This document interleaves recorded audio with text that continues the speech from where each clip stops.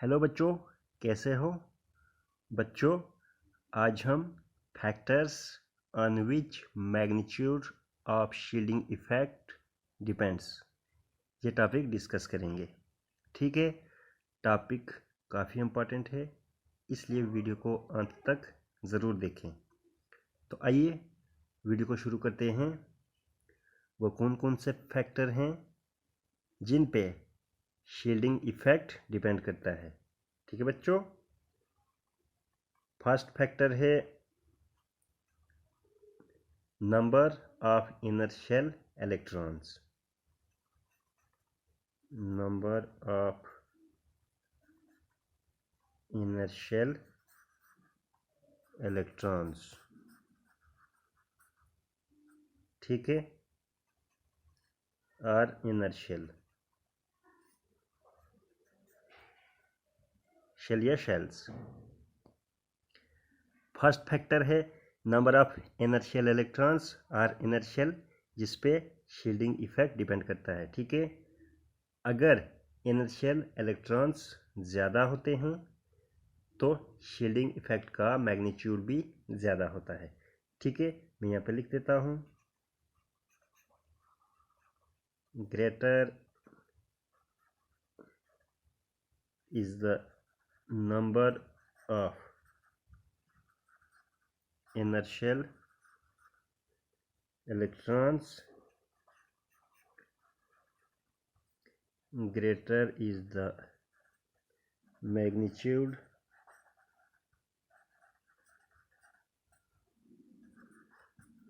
of shielding effect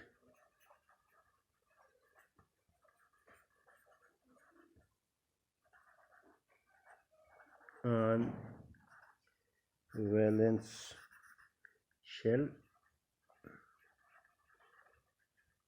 electrons। ठीक है बच्चों, अगर इनर शेल इलेक्ट्रॉन ज़्यादा होते हैं तो शील्डिंग इफेक्ट भी ज़्यादा होता है वैलेंस इलेक्ट्रॉन पे। ठीक है, शील्डिंग इफेक्ट का मैग्नीट्यूड भी ज़्यादा होता है अगर इनर शेल इलेक्ट्रॉन ज़्यादा होते हैं। ठीक है बच्चों,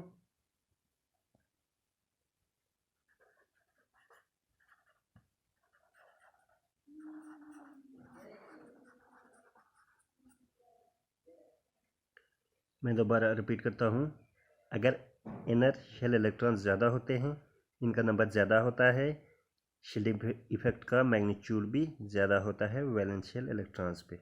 ठीक है,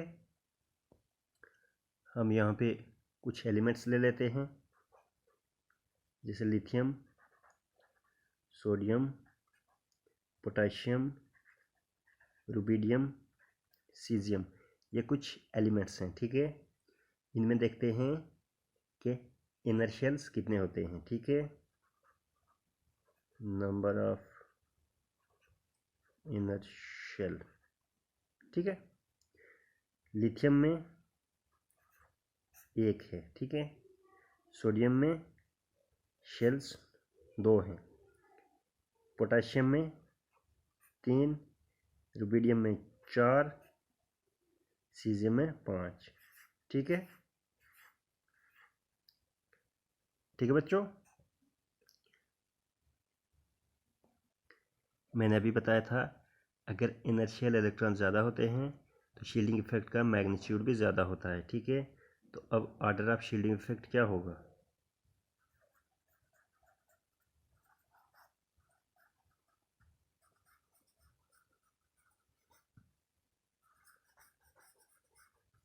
ऑर्डर ऑफ शील्डिंग इफेक्ट इस केस में इंक्रीज करेगा। ठीक है, टॉप टू बॉटम।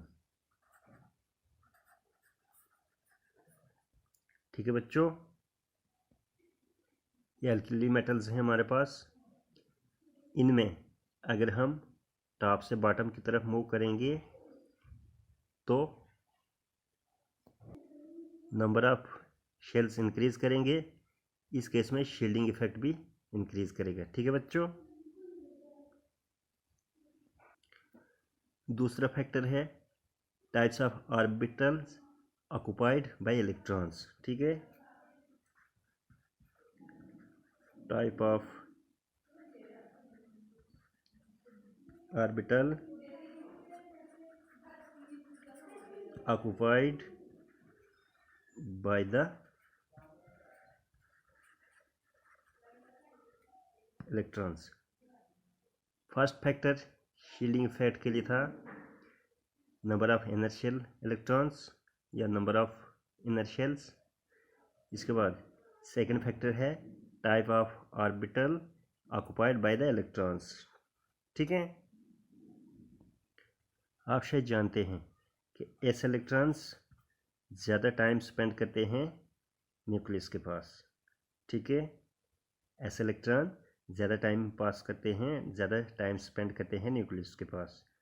अगर पी इलेक्ट्रॉन्स की बात करेंगे, पी इलेक्ट्रॉन्स ज़्यादा टाइम स्पेंड करते हैं न्यूक्लियस से फार अवे, यानी कि ऐसे इलेक्ट्रॉन्स न्यूक्लियस के पास ज़्यादा टाइम स्पेंड करते हैं और पी इलेक्ट्रॉन्स न्यूक्लियस से दूर ज़्यादा टाइम स्पेंड करते हैं। ठीक है,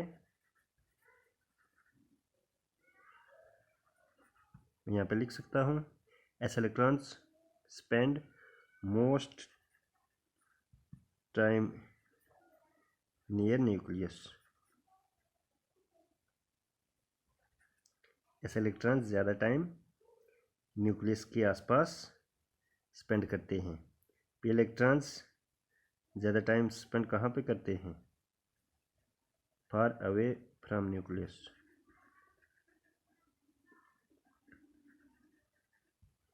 पी इलेक्ट्रॉन्स न्यूक्लियस से दूर ज़्यादा टाइम स्पेंड करते हैं। ठीक है बच्चों, नेक्स्ट जो इम्पॉर्टेंट बात है वो ये है कि एनएस इलेक्ट्रॉन की पेनिट्रेशन पावर ज़्यादा है एनपी इलेक्ट्रॉन से। ठीक है,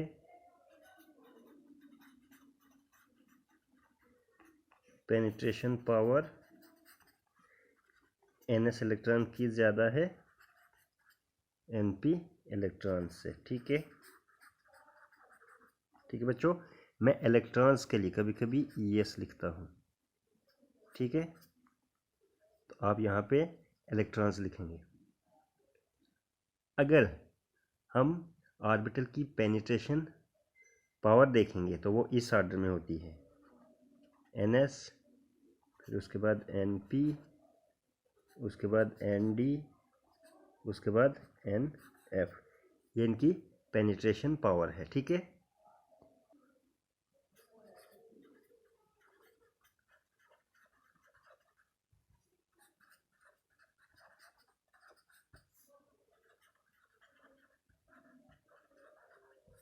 ठीक है बच्चों, इस ऑर्डर से ये क्लियर है कि जो NS इलेक्ट्रॉन्स हैं वो टाइटली बॉन्ड होते हैं न्यूक्लियस के साथ। ठीक है, NS इलेक्ट्रॉन्स टाइटली बॉन्ड होते हैं न्यूक्लियस के साथ। ठीक है, एज कंपेयर टू NP। अगर हम NS और NP इलेक्ट्रॉन्स का कंपैरिजन करेंगे तो NS इलेक्ट्रॉन्स ज़्यादा टाइटली बॉन्ड होते हैं न्यूक्लियस के साथ, उसके बाद NP। ठीक है, अगर NP और ND की बात करेंगे, यानी कि NP इलेक्ट्रॉन्स और ND इलेक्ट्रॉन्स की बात करेंगे तो NP इलेक्ट्रॉन्स ज़्यादा टाइटली बॉन्ड होते हैं न्यूक्लियस के साथ एज कंपेयर टू ND। ठीक है, मैं यहाँ पे लिख सकता हूँ NS electrons tightly bond to nucleus as compared to NP। ठीक है, फिर NP electrons are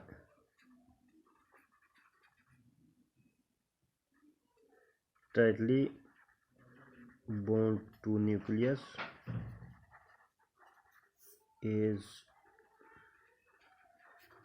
compared to ND। ठीक है, मैं दोबारा रिपीट करता हूँ, NS इलेक्ट्रॉन्स ज़्यादा टाइटली बॉन्ड होते हैं न्यूक्लियस के साथ, NP कम बॉन्ड होते हैं NS इलेक्ट्रॉन्स के कंपैरिजन में।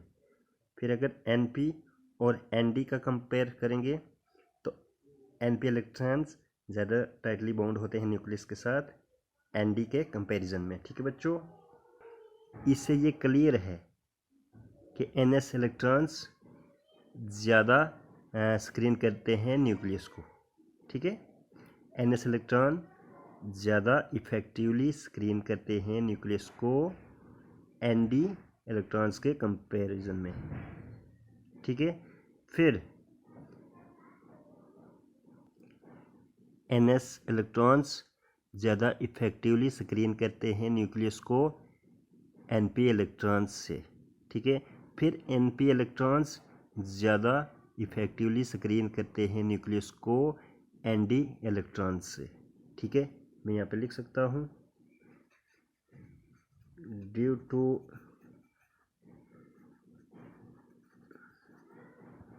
penetration power of S electrons,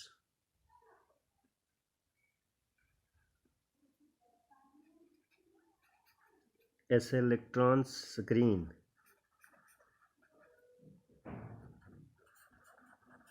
nucleus more effectively than P electrons, which in turn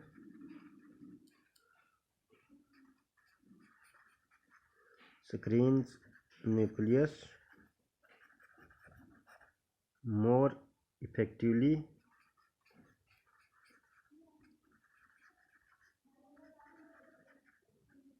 than D electrons, ठीक है बच्चों। S इलेक्ट्रॉन्स की पेनिट्रेशन पावर ज़्यादा होती है, इसलिए S इलेक्ट्रॉन्स ज़्यादा इफ़ेक्टिवली स्क्रीन करते हैं न्यूक्लियस को P इलेक्ट्रॉन्स के कंपैरिजन में। फिर P इलेक्ट्रॉन्स न्यूक्लियस को इफ़ेक्टिवली स्क्रीन करते हैं D इलेक्ट्रॉन्स के कंपैरिजन में, ठीक है। कहने का मतलब है कि S इलेक्ट्रॉन ज़्यादा स्क्रीन करते हैं न्यूक्लियस को, फिर P इलेक्ट्रॉन S इलेक्ट्रॉन से कम स्क्रीन करते हैं। अगर D इलेक्ट्रॉन्स की बात करेंगे तो D इलेक्ट्रॉन्स P इलेक्ट्रॉन से कम स्क्रीन करते हैं न्यूक्लियस को, ठीक है। अब हम स्क्रीनिंग पावर का ऑर्डर बताएंगे, ठीक है।